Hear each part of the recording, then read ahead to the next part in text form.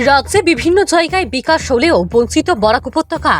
একদিকে যেমন প্রবল বর্ষণের ফলে সড়ক ও রেল যোগাযোগ প্রায় বিচ্ছিন্ন, সেইভাবে ভয়াবহ রূপ ধারণ করেছে শিলচরের তারাপুস্থিত শিববাড়ি বাঁধ।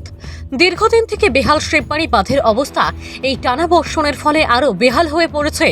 জনগণের দীর্ঘদিনের দাবি জানানোর পর নেতা মন্ত্রী থেকে প্রশাসনের পক্ষ থেকেও কোনো হেলদোল নেই। এই অবস্থা এখন বেগতিক দেখে বন্যা প্রতিরোধ দপ্তরের পক্ষ থেকে শুধু 6 জন শ্রমিক দিয়ে বালুর বস্তা দিয়ে সংস্কারের বৃথা চেষ্টা করা হচ্ছে। অথচ এই বাঁধ ভাঙার ফলে বহু লোক প্রভাবিত হবে বলে আশঙ্কা করা হচ্ছে।